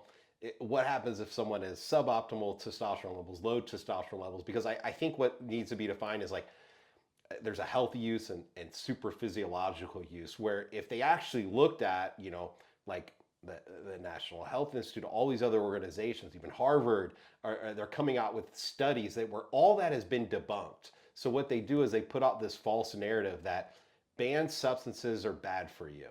Mm-hmm. The doping, they'll say, "Oh, anti-doping. Oh my God, like who would do like someone test positive? Who would do that to their body?" Like it's what they say, and like those are people that have no fucking idea about what like any of this stuff actually does to your body. They don't understand any of the long-term studies that have been done. Anything at a high dose of any medication is bad. Well, I think Too much anything's bad. So like, Yeah. a lot of times the devil's in the dose. So and obviously like with what we do at our clinic, it's beyond like I think testosterone gets lumped in the category of steroids, where obviously testosterone is something. I mean, it's a God-produced hormone that your body makes. They're able to, make it bioidentical in a lab. So if you get deficient and you take it, just like if you're deficient in other areas in your body and vitamins, you take a vitamin. If you're and you're deficient in your thyroid is deficient, you'll treat that. But people won't view it the same way. So I think that stigma though, and we've been in this industry for a little over 6 years now, the pendulum shifted. People have kind of started to see that, hey, this is an acceptable form of treatment if done properly and monitored under proper blood work. And it's been a life-changing treatment for a lot of people, where I think give it another 5 years, it's not quite mainstream yet. It's still somewhat, I would consider, fringe medicine, but where it's come in the last 5 years is, it's been tremendous growth with it being accepted. So obviously you are a person who uses, testosterone and stuff like that. Yep. Can you tell us a little bit more about what it is that you take exactly? Yeah, so I've taken numerous different, medications or drugs or banned substances, but as far as like what's been prescribed for me, what I'm currently taking, right now I'm just doing 200 milligrams of testosterone every week. I've been doing that for the last 6.5 years. My testosterone levels were pretty low, sub 300 nanograms per deciliter. So it's been doing that for 6.5 years. I also will take peptides on occasion, multiple ones, Sermorelin, Ipamorelin, CJC 1295. And essentially what those are is it's different from growth hormones. So growth hormone peptides, it's different from growth hormones where they're known as secretagogues, where essentially what it does is instead of putting bioidentical growth hormone into your body, it's basically it's amino acid sequence. What it does, it will stimulate your pituitary to then produce more of its own natural growth hormone. So a safer alternative to growth hormone, works a little bit differently, but helps with everything from from joints to the skin to like, it's a very long list. Energy, helps with sleep. So I'll take those on occasion as well. I'll even take like nandrolone, which that is an anabolic steroid. I'll take that for at a low dose, typically 100 milligrams, sometimes 200 milligrams a week, just for joints. And that's not a long-term solution. That's something that you take for a couple months and go off of it. But there's been some studies done at Baylor and other places about nandrolone use for long extended periods of time for joint pain. So I would say it's probably one of the best from a performance enhancing standpoint. It helps with strength, helps with joints. So from a weightlifter like standpoint, it helps it really well. It stays in your system a long time. So if someone would want to take it for, and we're competing, they would test positive for it. But yeah, my mindset used to be all this stuff was bad because USAW and WADA said it was. Like, it's just not true. A lot of the stuff they put out there is really false, and I think it's a fine line to where I think they need to be careful of what they're putting out of being unhealthy. And it's not necessarily. I understand why it's banned in sport as performance enhancing, but that narrative that it's unhealthy and bad for, even with some of the anabolics out there, are really beneficial for certain people, if prescribed properly. So I think that's where it's kind of been eye-opening for me. And trust me, I was one where I was on no advance notice for over 50, close to 15, my whole career almost, where I thought all this stuff was, oh my God, who would do that? Or testosterone, I don't ever need that. Where definitely, my opinion has changed dramatically surrounding that. Yeah. So you've talked a little bit about the benefits of what you take and why you take it. Mm-hmm. What are those effects that you would see in someone such as like myself who is a competitive weightlifter? How would those things affect my lifts in a short term versus maybe long term? Yeah, I mean, I think a low dose, like a therapeutic dose of testosterone. When I say therapeutic, I typically mean 200 milligrams or less, maybe a little higher, 220, 250. I mean, and it also depends too, is where's your testosterone level currently at? Like, is it already pretty high and you're just going to take a couple 100 milligrams of testosterone? Like, it's probably not going to have a massive difference then, but if it's already pretty low, I mean, it could help a lot, but it's not going to be astronomical strength gains in a short amount of time. You're going to recover a little bit better. Your joints are going to feel a little bit better.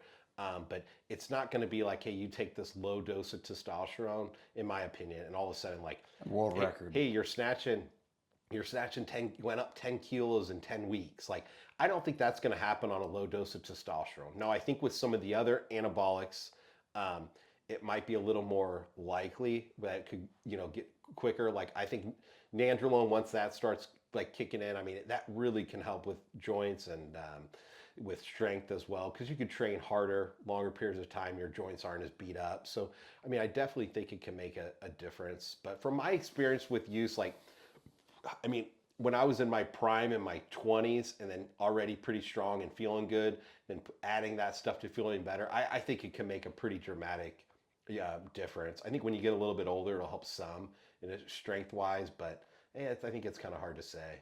I've heard before, like, I think one of the issues with this stuff is there's not a lot of people who like have factual information to give. So it's like you wonder, like, what's going to happen if I take this? Or I've heard people say, like, oh, well, you could probably expect like a 10% increase Sure. in some of your lifts, which, like, for me, if I'm totaling 30 or 340, that's a 34 kilo increase approximately on my total, which would put me at like 370, 375, which would be like making a world team. Yeah, I think a lot of that's just nonsense. You think it's and nonsense? I think part of the problem too is we need to be careful where there's a lot of people, especially in like weightlifting and some of the other Olympic sports, where when someone tests positive, they think it's the same thing. They're just like, he got popped. Like, he got popped is what you always hear. And I'm like, well, it was like a stimulant. Like, you know what I mean? It's like, oh, it's like methamphetamine. Like, okay, like, or Adderall. And they all of a sudden just everything registers when they say, tell someone test positive, steroid, steroid, steroid. It's like, well, not really. There's a lot of differences. Sometimes it's a selective androgen receptor modulator, like a SARM. Like, it could be something along those lines, which like something like ostarine, which gets dustings of it in the in supplements, where that's not going to make your list like massive, like by any means. Like, not all of them are equal. Where I think a lot of times people think anytime someone tests positive, like, oh, that's why if they weren't taking that, their list would be significantly less. Or I don't think that's always the case. It depends what they test positive for. Yeah. But there's definitely, like, I think systemic doping in some countries and drug use where maybe they're only caught on one thing. But I think it's I mean, I think I think people just need to be careful when they see when someone tests positive. I think they kind of over embellish how much that actually could have helped someone. What are common things that weightlifters would take? Like, if they're like, I want to get my total up 20 kilos, what are common things weightlifters Yeah, I would mean, do? I think if you look at it, well, I mean, if you look at the list of people that tested positive, like over the last however many years, I always like Turinabol is a popular one. It's similar to Dianabol from like a molecular side, but you retain less water on it, so you don't gain as much weight, but you get some of the same strength benefits from like Dianabol, which was a drug designed specifically for weightlifters in the U.S. in the 60s to help beat the Soviets. So it's basically some mood molecules there we're not going to retain as much water. So that's a pretty popular one. Winstraw is a very popular one. That's where that was one like it was a Ben Johnson, this Canadian sprinter, took in the late 80s, because you can lose fat, gain slight muscle mass, and it also kind of tightens your tendons and ligaments some when you take it. It basically kind of sucks water out of them. It's kind of how it feels when you take it. And I've taken it before, and it definitely, you kind of feel like your muscles twitch a little bit faster, from when you take it. And that's a really popular one because you can get strength gains in a very short period of time and still make weight. It doesn't affect your body weight. Like, you can't do these massive cycles of stuff and think someone's going to go make weight, but that's a popular one. But there's the long-term metabolite test for stanozolol or Winstrol, as it here it's called, it's very long now. It used to be a short window where like guys in the 80s would take Winstrol because you could stop 3 weeks before and still pass the test, where now there's a long-term metabolite test where they can see it, several months out. So definitely not a recommended, if you're looking to beat a drug test, not one to take. But yeah, those are old school drugs too, like the Turinabol and Winstrol, easily detectable and stuff. But yeah, I mean, those are ones that people you see testing positive for. Hard to answer your question though, because it's like,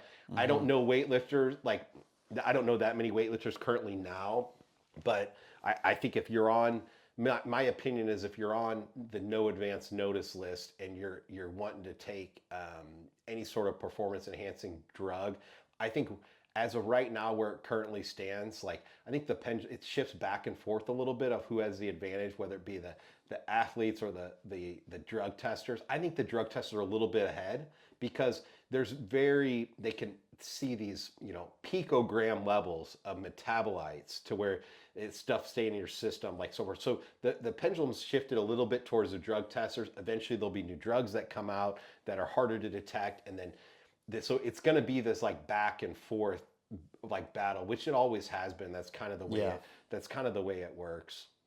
What is the cost of taking steroids, or the cost like monetarily of the stuff that you take? Like how much, if I wanted to get on it, how much does that cost? Yeah, I mean, as far as like I mean, depending, and we don't really, as far as from a steroid standpoint, I would, let's say not say steroids, because like, I mean, from a bioidentical like hormone prescribing, which is the basis of what we do,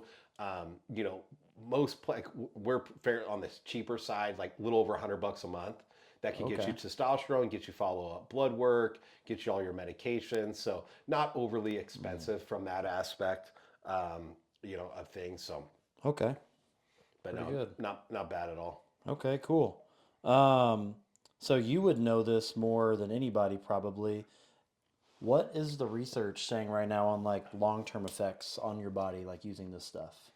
Of specifically to testosterone or steroids? Well, I guess, I mean, it's hard for me to discern like certain ones, but like probably the most basic ones that people would be prescribed is like TRT, like testosterone. Yeah. So I think, because that's going to be the main one that's prescribed. So like as far as testosterone goes, like all the research is pointing that it's beneficial for you long term. That showed, because what happens, I think where people don't realize what happens when you put testosterone in your body, where you do see an increase in like estradiol levels, which higher estradiol levels can help with heart health, can have circulatory benefits. So it's not just the testosterone, it's the chain reaction that happens after you put it in your body. So everything too, like I said, like I mentioned earlier, it's the dose is the key, being monitored is key, or like looking at blood count levels over the course you go. So yeah, I mean, it can extend your life if taken properly.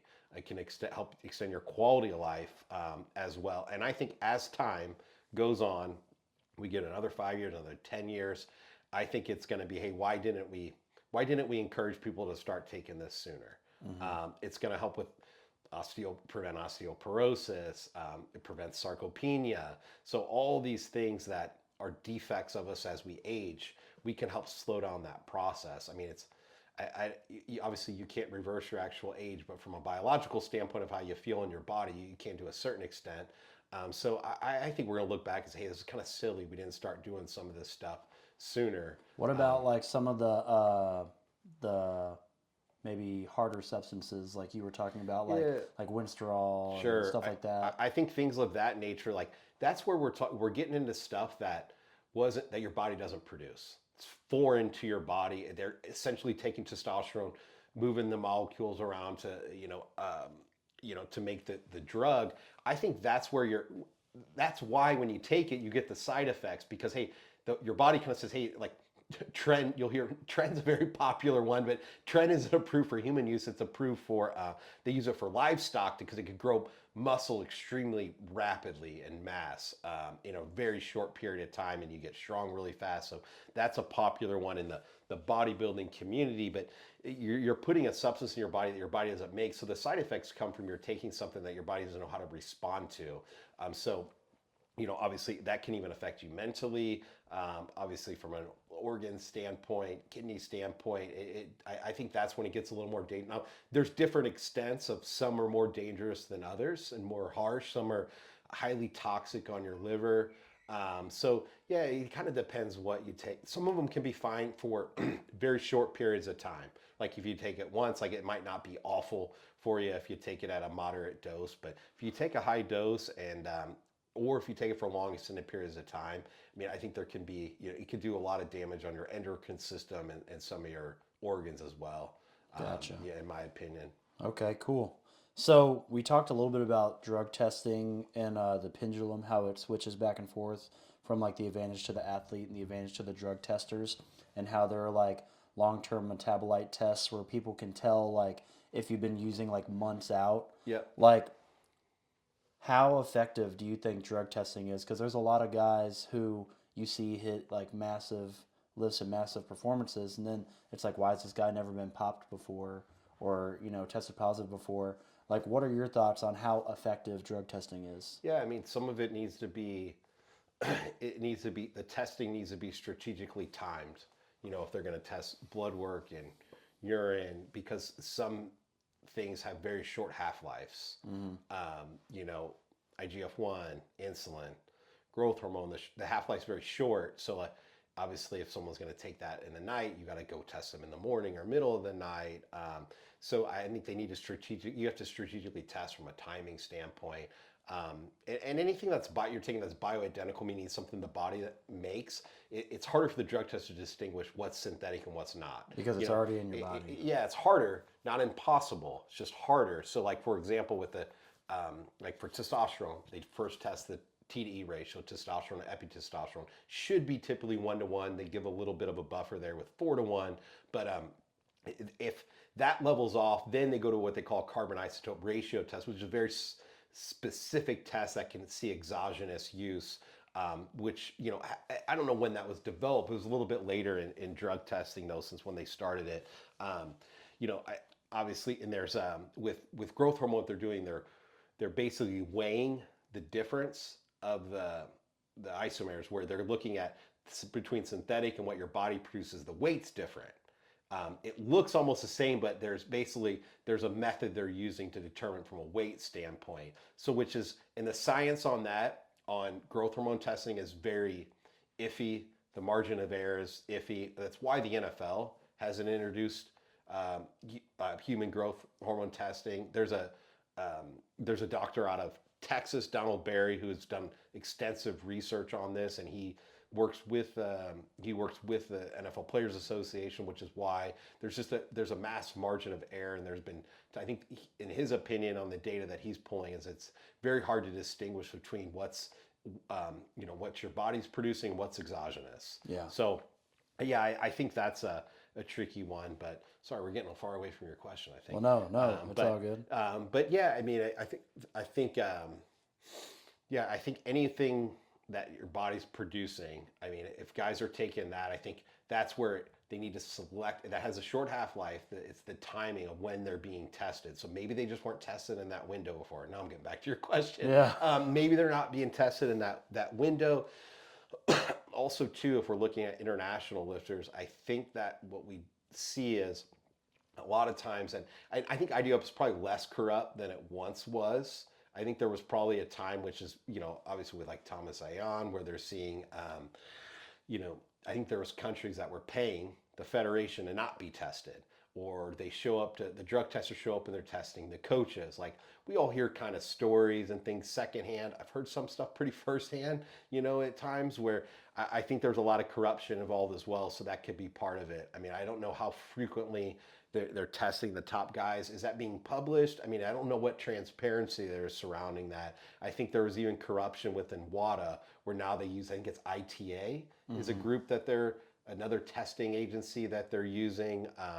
So, yeah, I mean, I think anytime you have sports and money involved, I think there's going to always be people trying to break the rules and manipulate them, and there's going to be bad actors. I think not only here but in other countries too. Like, I think you're always kind of see that. But I think, to answer your question, I think it's time testing. When are they testing? Kind of what are they taking? And then also too, are they being tested? How frequently? Are they only doing blood or urine? I think there's a lot of factors that go into that. Yeah, for sure. Should weightlifting be drug tested? That's a good question. I'll just kind of punt that question. My dad is like a big. So my dad competed in weightlifting before it was drug tested and after. Okay. He says, "Who gives a fuck? It shouldn't be tested." Like, he thinks it shouldn't be drug tested. He just said, "Hey, everyone was, he said everyone was kind of taking everything back then, a little bit of everything."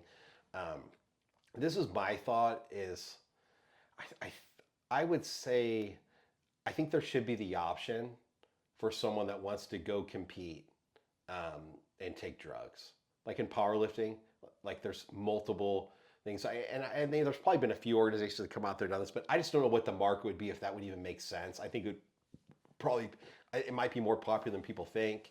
But I Wouldn't would be able say, to be in the Olympics if it was. you're right. I mean, I think there should be, it'd be nice if there was a federation where they said, hey, you can go and take, drugs and compete. But I would say, yeah, I mean, if it's going to be in the Olympics, it has to be drug tested and regulated. And I hate to think, I guess this is what would bug me. And this is someone who, like, obviously, like, I competed clean, took multiple drugs after my, career. So I lifted against people that tested positive, probably had some suspicions about people, but I was one to see until someone tests positive. I never really would. I'm not just one to say, they lift more than me. They're taking drugs. There's a lot of people like that in the sport that you probably hear about. But I think I don't want to see where this guy's lifting or gal like is lifting more because they're taking more drugs or willing to do more harm to their body for a temporary, satisfaction of lifting more weight. So that gets scary, I think, or especially if it was like, I mean, I think that people would really push it with the drugs there. And think about too, let's just say the Olympics weren't drug tested. I mean, at one time they weren't. Let's say they weren't drug tested. What would some of these, not only US, but what would some of the other countries be doing to people that are really young, and what kind of experimental drugs would they be putting into people to, push the limits to see what's humanly possible with being chemically enhanced? Like, I think that's a really dangerous game that would be played, and just, I think it would be insanity if that were to happen. But I think, and I'll give this example where, I mean, here's where it's a little frustrating. I think that my opinion is USAW, I guess they go with the WADA anti-doping code. I think it's overly restrictive. A lot of the things they have on that list are not very much performance enhancing. Kaiser Witt, he actually was just taken out of Olympic contention, I believe, if I'm not mistaken, due to cannabinoids, cannabis. He was I think he was smoking the weed threshold. The threshold's pretty wide too, and I think they have a certain threshold where, like, hey, if someone wants to get really high and lift against me, like, go for it. Yeah, but some people are like, that's not a performance enhancer. Yeah. And he shouldn't be banned for should that. not be. But also, it's on the list of restricted substances, and you made the choice to do that. So it's like a balancing act. Yeah, I think it's completely. So you think it's too restrictive? Exactly. So, like, I'll give another example, like fertility medication. Like, you're not going to get jacked off taking some of this fertility medication. Like, I think there should be certain fertility medications that aren't banned substances. Like, and I don't think too, like, they're very, I'll say this, like, from maybe they should be more, maybe the answer should be this, maybe a little more lenient in some of the therapeutic use exemptions. Because I don't think, hey, if someone's in their upper 20s, they have low fertility levels, they want to take fertility medication, do I compete or have a kid? Like, I think, should you be able to, I'm going to ask you this too. I mean, like, should you have to make that choice? Mm-hmm. You want me to ask me? I'm asking you. I think that I would be okay with taking it. I mean, it depends. Like, if you're And like at a level, competing and, well, if you're at a level where you're going to get drug tested, it's Yeah. a bigger decision. But if you're just your everyday lifter going to the Arnold Sure. in a C session, they're not going to test you anyway, Yeah. so it doesn't really matter. I think my argument is that I think it's overly restricted in the aspect that some of these medications aren't overly performance enhancing. I think it's kind of what I'm getting at. Yeah. Where I think maybe there's a few that are, but I think a lot of them could be pulled from the list. I think some of them are just kind of silly. Yeah. That are on there, in my opinion. But that one comes up to me a lot because I was like, hey, that would kind of suck if someone needs to take a fertility medication, they can't, or if they medically need it. So, and I know this is looking at it in a different kind of through a different lens. But some people say, well, hey, if the goal is to just level the playing field, right? But is it fair that hey, Zach's got higher levels naturally than I do. Just some people have a genetic predisposition to have higher hormone levels. Is that fair? Like, you got dealt a better hand than I did? Like, Yeah. I think Oh, well, That's hey, actually something that's happening yeah, now with female sports. yeah, and I said like, well, hey, from a fairness standpoint, like, okay, well, I think that's where it gets a little bit, Dicey. dicey for Yeah. sure. If we kind of talk about like level the Yeah. playing fields, so Definitely. yeah, it's always an interesting topic. I think it always will be, and I think that's where like the drugs and sports and stuff is where people there's a lot of just false information, misinformation out there surrounding like testosterone use specifically, which is why I think like the look at like what my clinic does that hey, this is bad for you, but that's changing. Like I think Yeah. it's starting to change. What are your thoughts on people like Lasha who are like hitting some of the biggest lifts of all time, 225 snatch, 267 clean and jerk? Some of these guys who are just hitting these monster lifts, and people speculate like, oh, that guy has to be, on drugs if he's hitting like these bigger lifts than anyone ever in the world. You know what I Yeah. mean? What are your thoughts on those lifters? Like, is that something that you're like, wow, that's amazing? Or are you like, man, we shouldn't support that because he's using? What are your thoughts? Yeah, I mean, I don't. I guess he's tested positive before when he at the Junior Worlds maybe. Yeah, back he's just one example. years It could ago. be Yeah, that. But Blue it's Zhao Jun, for it's a great. example. Yeah, it's a great example though. But yeah, I mean, I think we can all speculate, and I'm not one to speculate to say hey, just. I think logic tells us that most likely the best person ever lifting the most is taking something. But yeah, I mean, they're passing test. How I think it. Yeah, I think that's a good question. We're like, yeah, I mean, it's fun to watch. Everyone gets pretty excited. Like even when like we were just talking earlier, when we were training about like Lochev doing the 264 in Houston. Like all the Americans were going crazy. He ended up testing positive after that for a peptide that wasn't even very There's a performance enhancing. There's a lot of people in USA weightlifting who, like coaches specifically, who push that we shouldn't share the videos of some of these lifters who are like obviously using because it sends the message that it's okay. Like for example, when someone in the US, tests positive for something, we're like, oh, this person could be a bad person because they were cheating. But then Yeah. also at the same time, we'll post Lasha hitting a 220 snatch or a 222 Sure. snatch, being like, look how awesome this is. And it's like pretty much the same exact thing. Yeah. So I didn't know if you had an opinion on that, like if that's something that you think is okay, or if you think that, it's not okay. Yeah, no, I mean, I think it's okay. I mean, for me, it's like, I mean, sometimes you're just looking at the technical aspects of it because I think too, like, still though, like, hey, if maybe some of these people weren't doing drugs, I still think they'd be a high level, like most likely. Like, I don't know, like that would be my suspicion. Like, I think if they would still be talented, maybe just not quite at as high a level.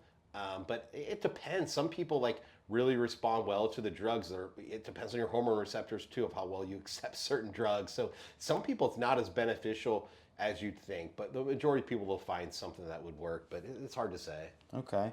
Who are your best lifters of all time, do you think? God, just like internationally or Anyone. anyone. Maybe like a top 3 or a top 5. Like, who do you think are your best lifters of all time, your favorite lifters of all time? Okay. Yeah, it's a tough one. They were coming right off drug testing. So, I think like. Maybe I should have included that earlier, but here we are. Yeah, I mean, like as far as the best ever, yeah, I mean, I think it's hard to argue. Oh God, like I obviously like we were just talking about Lasha, so it's obviously fresh on the mind. And you look at like what he's done and like those type of lifts, How like, dominant. yeah, how dominant he is and stuff. And then like you look at like Ilya, who's then tested positive, and I've heard rumors about all sorts of stuff he's taken and things to fly under the radar, where it's like hard to throw him in that mix. But I mean, some of those lifts were really impressive. But yeah, I don't know. I think like, and that's kind of more from like. He was kind of more around my generation, I guess, of time. But yeah. I look at like a lifter like Ronnie Weller from Germany, who was like compete across 4 Olympics. Okay, I've never heard of him on anyone's list before. So yeah. Yeah, I mean, like I'm a big Ronnie Weller fan because I mean I think you look at that extended career and all the things that he had done. It not only I think what people forget is that, I mean, he had snatched like the 200 kilos at 110. Then went up to a super, and did some really good lifts. So I look at someone like that. Like I look at longevity too. I think plays a factor, into that as well. Like I think that's someone I like too. Yeah. Maybe because I'm of German descent as well, but I don't know. I always liked any kind of people say he looked like my dad, and his coach did too. So we always I always followed those guys too. And I like Mark Huster a lot. Okay. I heard a podcast where you said that you liked Artem Akulov from Russia. Oh, Apti Akadov. Oh yeah. No, Abdi Akadov. I don't thought like. you said... I know who you're talking about. It's Apti Akadov. Okay, yeah. There's also Artem Akulov. That's a different guy. Yeah. Okay, you were talking about Abdi Akadov. Yeah, if that's how you pronounce it, right? Yeah, you're from Chechnyan Russian guy. Yeah, with he has the hair like. Oh yeah. He's a squat jerker. He ended up test positive. Very mechanical technique. I said that on John North's podcast actually. Yeah, that was when he listened to it. It was an older one, but very mechanical technique. Where that's where I really liked that technique and style where he just always looked like a machine, really consistent, and I looked at him like just athletic. I'm like, oh gosh, like this is what a weightlifter should look like, how they should move. Yeah. And I just think of like the top highest level athletes. I like the way that guy moved. I was like a fan of his movement, I would say. Gotcha. I mean, from US, I think it's hard to argue against like someone like Kendrick Ferris making 3 Olympics, and I think you could kind of stack those lifts that he did, against a lot of people that I just don't. Yeah, 215 clean and jerk. Yeah, I mean, and then obviously like Oscar Chaplin as well, like 2-time Olympian, massive lifts as a junior world champion. I think you got to throw him in there on the list. Yeah, and guys that were getting drug tested rigorously. Like, I think those are a couple guys that could, obviously, like CJ Cummings, he's still lifting and stuff. Right? Yeah. Like, he's like I think he's got potential to be the greatest U.S. weightlifter ever. But like, yeah, those guys, and obviously, like I'm big fans. Like those are guys I always looked up to, like Oscar and Kendrick competing. So those are 2 guys I really like. I also like Shane too. Yeah. From a U.S. standpoint, but. Those are kind of some of my favorite. I'd say my favorite kind of 3 kind of U.S. ones for sure. Awesome. Jeff Wittmer. Do aliens exist? I don't know. Like I would say, I'd be curious at one point Trump said he was going to like disclose it of what was that. It was at Area 51. I mean, I think that at some point who knows what the government's hiding from us or what they found. So, do you believe in life forms outside of Earth? I do. Yeah. So they're there. I think so. They gotta be. I think so. I mean, I think we're just a small dot in the. It's got to be so narrow-minded to only think that we're the only beings out there. I mean, with the way everything's going in the world, I feel like that would be like the next thing that would be coming soon, that we would find out there's aliens or something. Because back in the day, they used to think that like the Earth was the center of the solar system, and then like Galileo was like, no, that's actually not true. And then they put him on house arrest, and he died in his house. Yeah. And then they found out, oh shit, that guy was right. It's like I feel like we're kind of there, like no, they don't exist. There's a lot of things. But then we're gonna realize, oh shit, they do exist. I'll say this, like there's a lot of things I think we don't know about that the government can keep from the people. I work in government contract too in my day job. I'm talking in the clinic, so I think there's 3-letter agencies that no one's ever heard of that are out there. So like I don't know. I think there could be some secrets kept, and maybe at some point. Trump did Avengers? Trump did not have it, but I remember Trump had teased about saying it, about it, but he did. But yeah, I enjoy watching some of those documentaries. I know, like I listen to Joe Rogan has people on that talk about it sometimes, so I think it's fun. Like I think it's fun to kind of talk about, maybe a little scary sometimes too. But I guess when you just think about how infinitely large the universe actually is, yeah, it's like hard for me to imagine that we're just the one rock that happens to have life. Yeah, I think you're right. I mean, I think it's like there's not one other one in the entire universe. It's just like the universe is so big we actually can't even see the whole universe. I think we'd be delusional to think that there wasn't. Yeah, in my opinion, but maybe I'm crazy. Do you want them to come to Earth? I don't know. It depends. I guess what if they're chill aliens? Yeah, I don't know. I mean, I haven't put too much thought in it, but yeah. Well, that's just a fun. I would hope in my lifetime, I guess. Yeah, well, that was just a fun little question to break it up and end it. But hey, man, thanks for being on the Lifting with Legends video, and I think we talked about a lot of cool stuff that I think people will like. And thanks for your time. Yeah, for sure. And See you guys next time. Thanks for having me. And strength works. Yeah, that's how you should end every episode. And strength works. And strength works. Oh, strength does work. Yeah, that's what I'm saying. And does. strength works. Yeah, absolutely. Cool.